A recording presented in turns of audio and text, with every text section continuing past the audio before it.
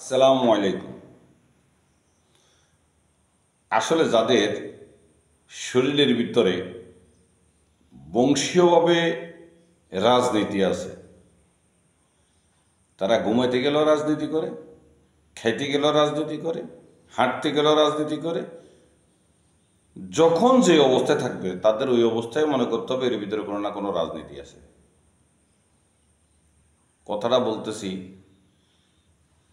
এক রাজনৈতিক পরিবারের সদস্য, রাজনীতিবিদ, লন্ডনের এমপি এবং একবার না তিনবারের এমপি টিউলিপ সিদ্দিকীর কথা।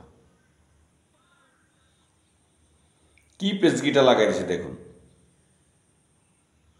ইনুস সাহেব আমাদের প্রধান উপদেষ্টা, উনি লন্ডনে সফরে যাবেন।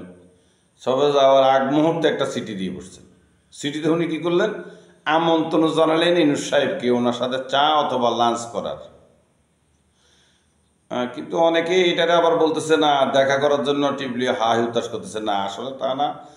ইনুস সাহেব, ডক্টর ইনুস সাহেবকে আমন্ত্রণ জানাইছে যে আপনার সাথে আমার অফিসে চা অথবা লাঞ্চের দাওয়াত, ওইখানে যদি আমি বসি আপনার সাথে অনেক কথা হবে।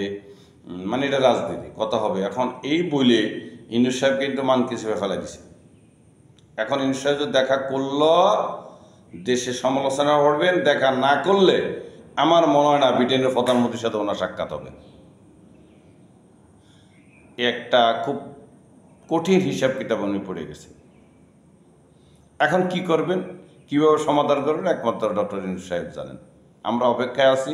ডক্টর ইউনূস সাহেব অন্তত ব্রিটেনের প্রধানমন্ত্রীর সাথে সাক্ষাৎ না করা পর্যন্ত বাংলাদেশে আসবেন না। আল্লাহ হাফেজ।